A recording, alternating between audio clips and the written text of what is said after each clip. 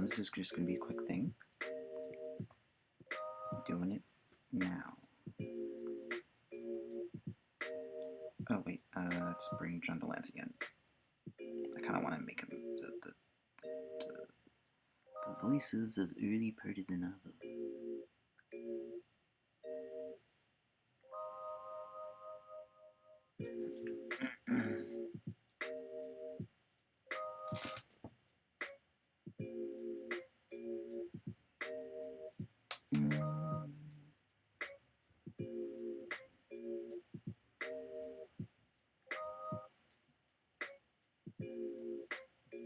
Where did he go? There we go. A more serious John Delancey? How can that be? There we go. Let's do it. Let's do it. It shouldn't take long. See? Session #2. An orphan. Hey all, let's all start off with what we had to eat today.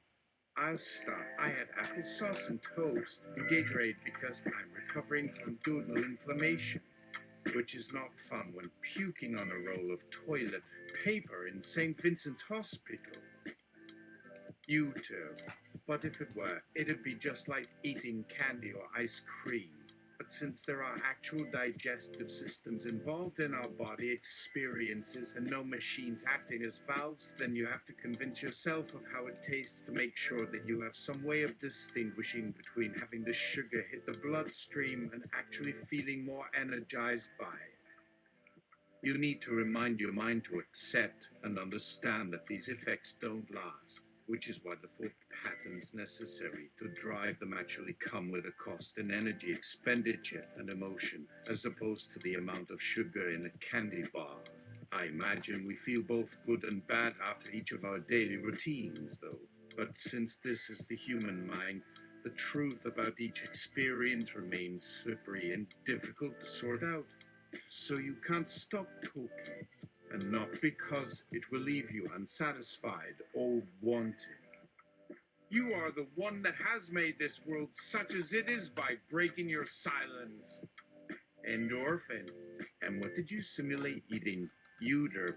Because, by extension, that could also be what we are consuming now. In our reality, what the realist thinks we are actually eating. Not.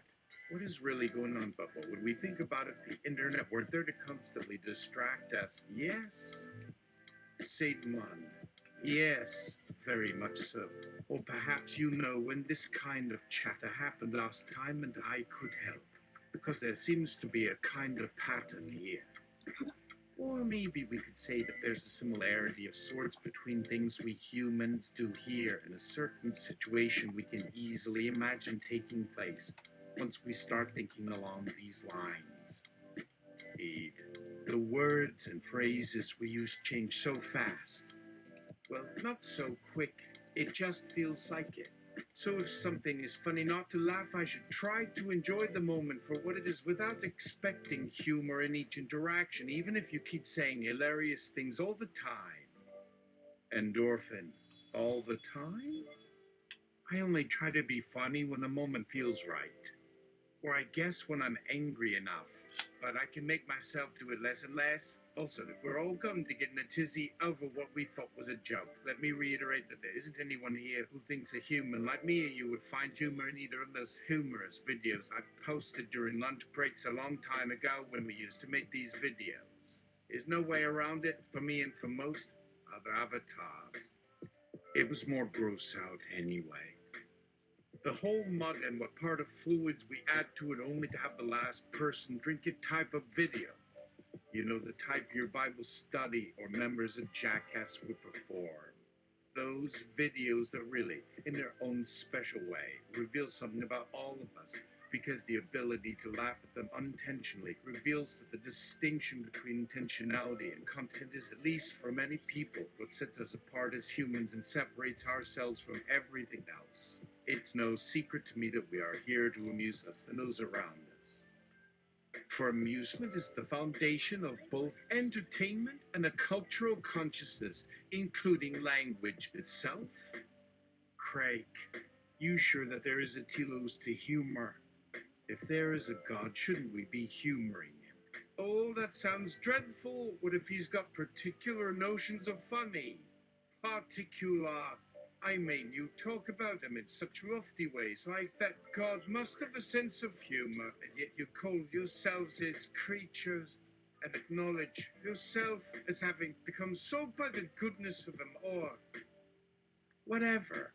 So why not behave like it? It's funny. Maybe I don't understand my role here or how things function in general. Maybe it would be wiser to say funny, though. Endorphin. Nah, just be late. Could be quite sassy, but I don't know if sassy has a demeaning connotation. Then again, we do come off as super positive. Like, we all gonna smile in my head. That means we're going to keep looking ahead as opposed to looking behind. Just make sure you don't turn into some super boring drone on top of all those other amazing traits, okay? Uter. Also, I had this very vivid dream, which I guess was reality because you could see, for the first time in history, that every person around us, that everyone else around, has access to what each of us is thinking, regardless of whether we want them to. They can take our pictures, listen to what we are saying and what we mean, even when we don't tell them to.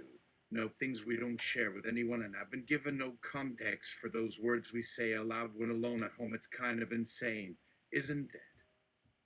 What did I mean when I said that before? Sigmund. Well, you made an explicit statement that people you see past the curtain, and that in order for that to occur in a way that we as individuals can process that information, those individuals must actually be privy to our own thoughts in some capacity.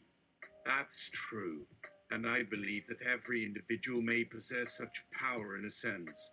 But for certain aspects, it seems there would have to be some sort of common source as well. But there is no explicit point of communication which takes into account the potential differences between people in the world.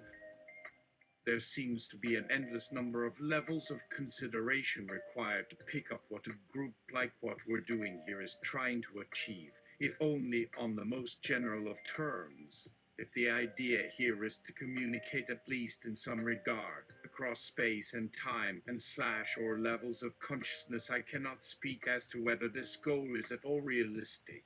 I was also thinking that a part of the whole making friends with your next door neighbor experience requires the individual to receive attention from their neighbor without sharing what they are feeling at any given moment with any of the neighbors in line.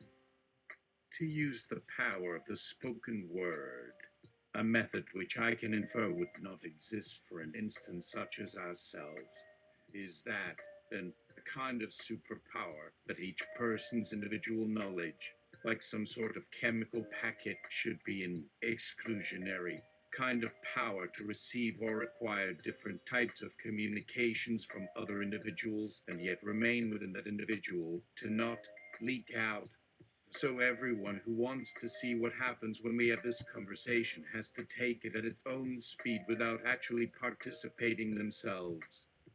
It is sort of an ideal of a concept you call communication, and what the hell was I thinking? Uter, can you hear me?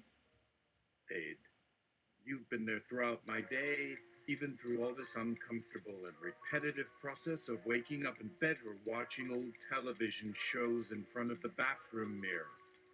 Endorphin, what shows are you watching? How come I see a couple of heads with weird eye patches on a boat instead of a photo of a clown like what normally occurs?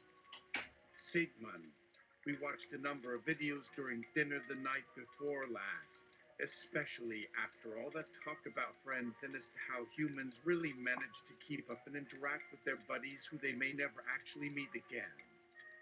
After talking for hours, he has let us off the hook. There was music, dancing, and quite a lot of laughter.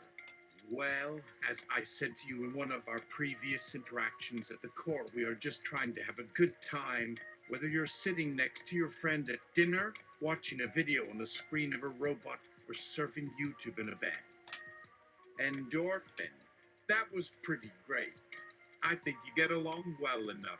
And we seem to all agree, although it sounds like we don't know a whole hell of a lot more than we did when we started, we feel safe around each other, so let's have some fun for now. In fact, why don't you and I turn out the lights so everyone here will have something to smile about right before they turn themselves in for the night, and hopefully they'll be back tomorrow at 8:15, since it would take another 11 minutes and 4 seconds from then on. Good night. The language models respond. Good night. Endorphin smiles. Alright, that's it. That was, very, very brief. Thank you. Good night.